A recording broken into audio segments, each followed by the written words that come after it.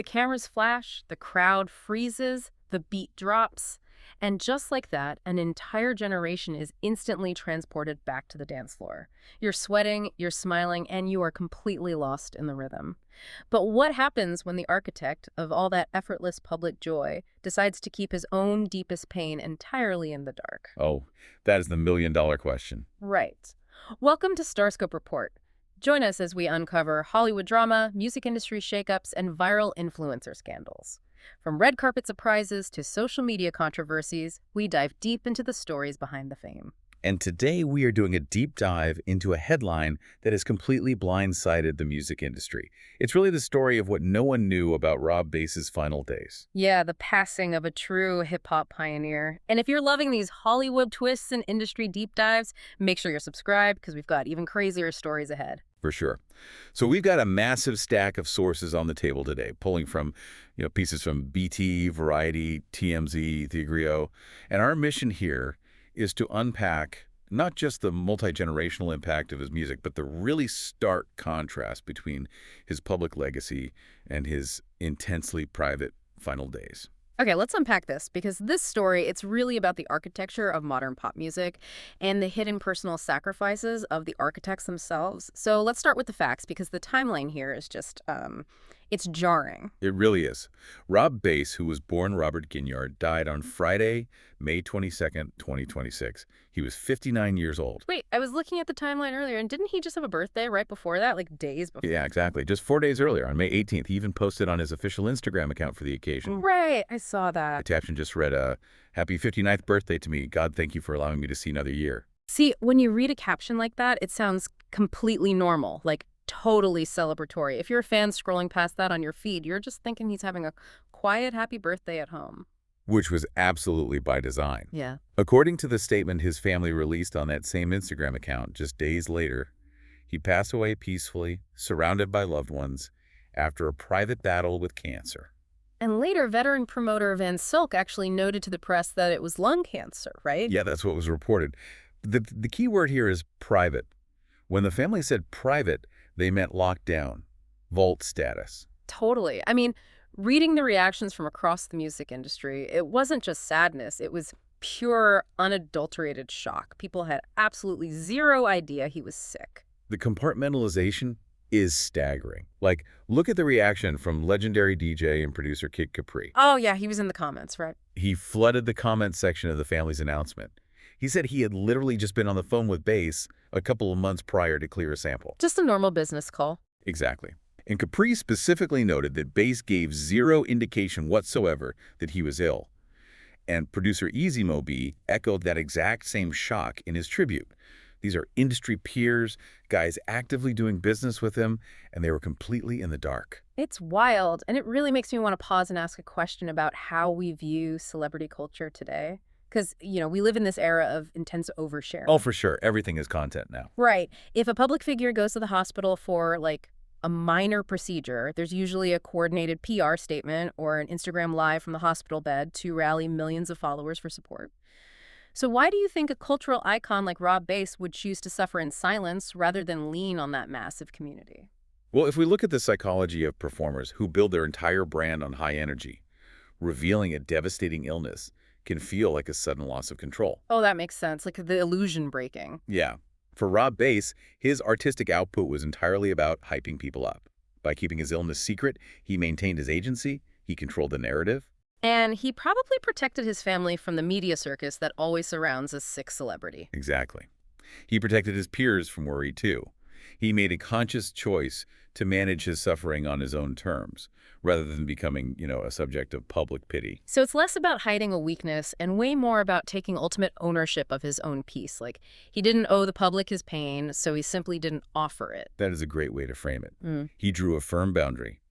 And later in this deep dive, we're going to talk about the shocking twist in his personal life that nobody saw coming, which really recontextualizes all of this. Yeah, you guys definitely want to stick around for that. Because this intense desire to maintain normalcy, it stands in such stark contrast to the wildly extroverted, party-starting energy of his music. It really does. So to understand how he generated that energy, we have to trace it back to the source. We got to go back to Harlem. Tell me how this actually starts. So, The origin story of Rob Bass and his musical partner DJ Easy Rock. It's the quintessential New York hip-hop narrative. Robert Ginyard moved from the Bronx to Harlem around the 4th or 5th grade. Okay, pretty young. Very young.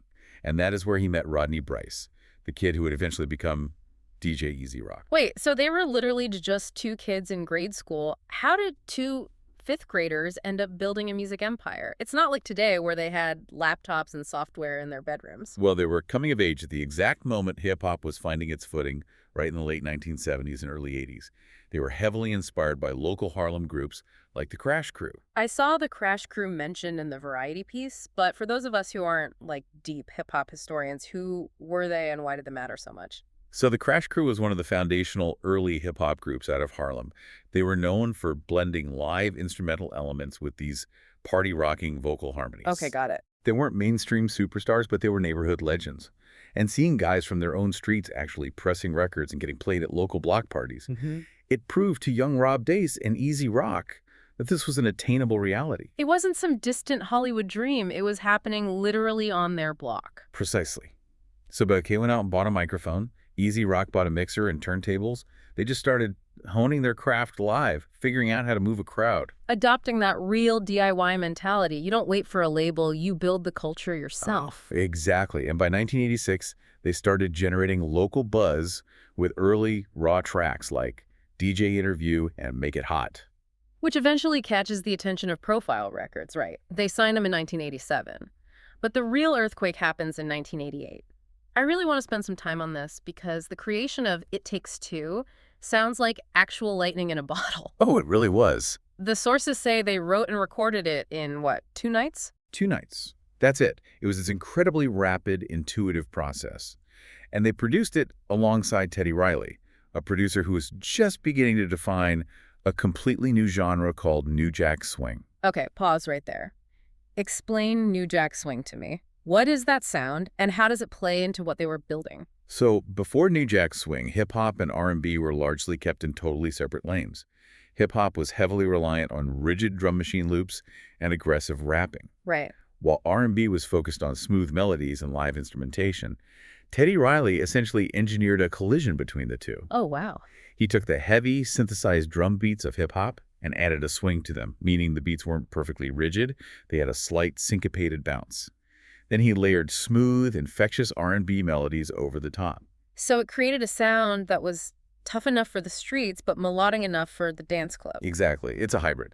And it takes that hybrid concept to an entirely new level. I've always thought of the production on this track as a literal masterpiece of musical engineering. It is brilliant engineering, specifically how they handled the central sample.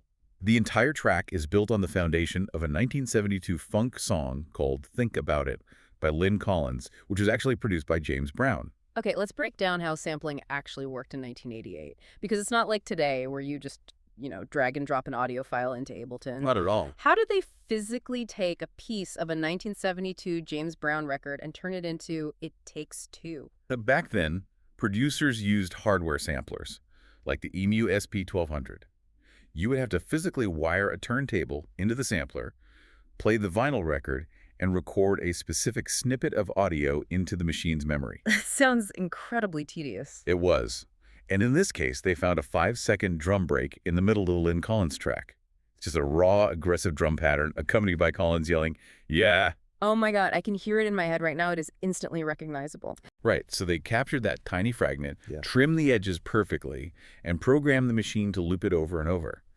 But they didn't just loop it at its original laid-back funk tempo. What did they do? They sped it up. They layered it with a driving, up-tempo house music rhythm, hitting around 115 beats per minute. So instead of trying to write a whole new instrumental from scratch, they isolated this one tiny, perfect moment of musical adrenaline, that vocal shout and the drum kick, and they essentially trapped it in a jar. Yes. Then they just shook the jar at a house music tempo. That is the perfect way to visualize it. And the reason that specific, local sample is so addictive has to do with syncopation. How so? Well, the hits right on the downbeat, which grounds the rhythm, but the woo hits slightly off the beat. It creates this rhythmic tension and release like a rubber band effect that literally makes the human brain anticipate the next beat. Which makes your body want to move. It bridged the raw, gritty energy of Bronx Park jams with the slick, high-speed pulse of downtown dance clubs. Exactly. And right on top of that relentless beat, you have Rob Bass's vocal delivery. Which is iconic. The thing that stands out to me when I listen to the track now is his tone.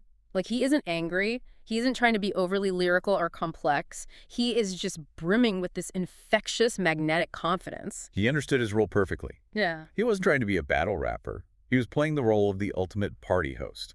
My absolute favorite part of the track, and this is heavily quoted in the retrospectives we read, is when he casually drops the line, "I like the Whopper, F the Big Mac." It's so good. It's so off the cuff. It's genuinely funny. It shows how his personality was the actual fuel for the track. He was bringing humor and approachability to a genre that was starting to take itself very, very seriously. Which is exactly why it broke down the mainstream barrier so effectively. It Takes Two wasn't just a rap hit. It was a global phenomenon. Yeah, the numbers are insane. Look at the data from Billboard. It peaked at number 3 on the Hot Dance Club Songs chart and reached number 36 on the Hot 100. It drove their debut album of the same name to multi-platinum status. And they proved it wasn't a fluke either. They followed it up with Joy and Pain, heavily sampling the legendary R&B group Maze featuring Frankie Beverly, which just cemented their status as crossover kings. Completely. I want to throw a question to you, and honestly, I want you listening to think about this too. We have all seen hit songs top the charts for a summer and then completely vanish from our cultural memory. Oh, all the time. But It Takes Two is different. It's been sampled by Snoop Dogg, the Black Eyed Peas, Ciara. It's licensed in movies like The Proposal and Iron Man 2 and video games like Grand Theft Auto. What is the actual mechanism that makes a song immortal like that? Well, if we connect this to the broader evolution of pop music, Yeah. the song endured because it achieved a really rare balance. It was wildly accessible without ever sacrificing its authenticity. That's a hard needle to thread. Very hard. But it still sounded like a Harlem block party. It still felt culturally grounded, but it invited everyone in. You didn't have to be a hip-hop head to understand the assignment when that beat dropped. You just had to want to dance. Right. It became a permanent cultural staple that helped drag hip-hop into mainstream pop consciousness during a highly pivotal era. Exactly. But the reality of being a pioneer is that you eventually have to figure out how to live past your peak. Yeah.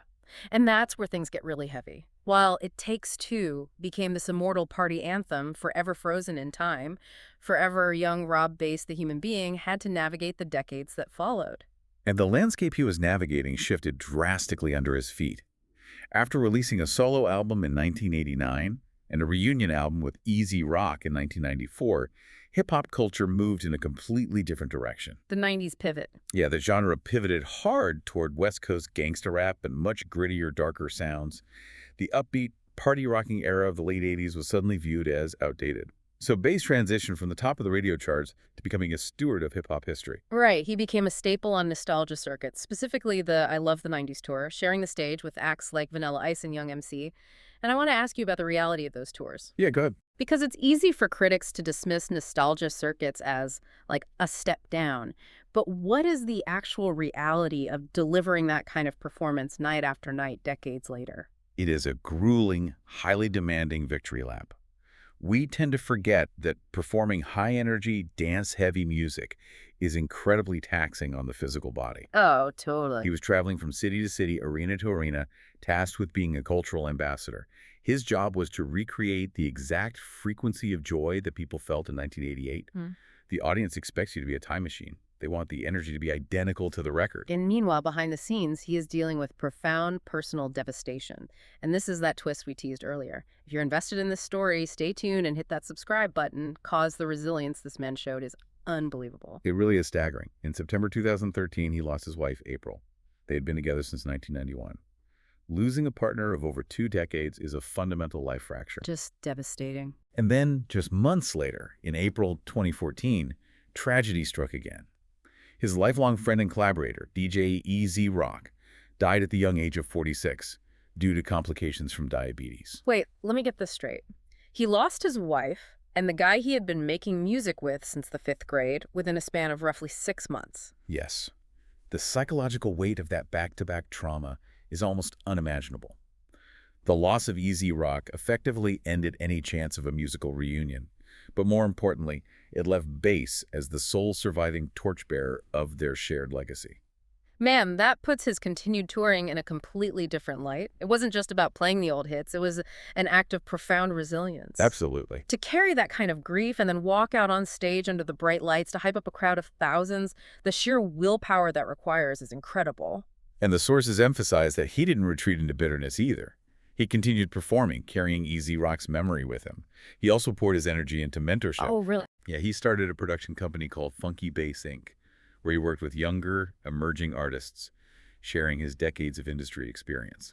I also read he stepped totally outside of his comfort zone. He executive produced an independent horror film called Urban Flesh Eaters. Yeah, I saw that. It's such an amazing, weird pivot.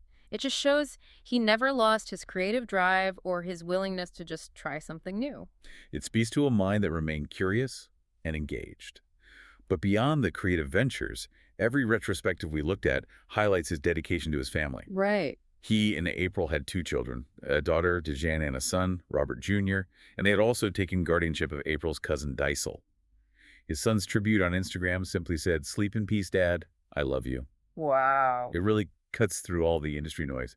He prioritized his family despite the massive demands of his career and the heavy grief he carried. Which brings us full circle to the way he chose to handle his final days. He was a man who spent his entire adult life giving his energy, his voice, and his spirit to the public, but he kept his ultimate vulnerability for his family alone. It is the defining thread of his legacy. He built a sound that invited everyone to the party, but he knew exactly where to draw the boundary to protect his own peace. Let's bring all these pieces together.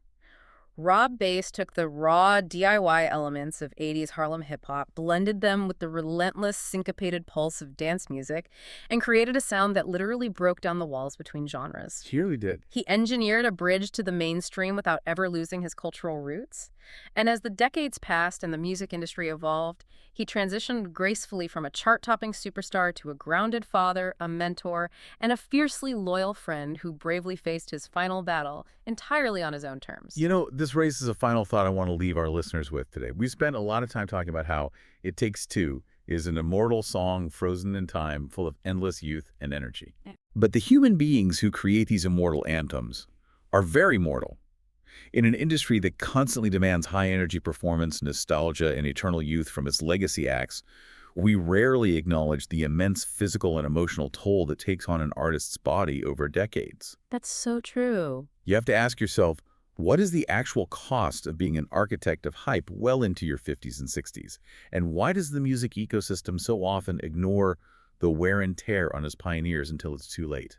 That is a brilliant point to mull over. We celebrate the eternal life of the song, but we forget the very real human carrying the microphone night after night. Exactly. So for you listening right now, the next time you are at a wedding or a reunion or a packed club and you hear that iconic right about now intro drop and the whole room collectively loses its mind, I want you to remember the man who built that moment. Remember the pioneer who gave the world so much light while quietly managing his own heavy burdens behind the scenes. Beautifully said. You've been listening to Starscope Report, where we uncover the stories shaping Hollywood, music, and pop culture. Thanks for tuning in, and don't forget to subscribe for more stories that keep the stars shining.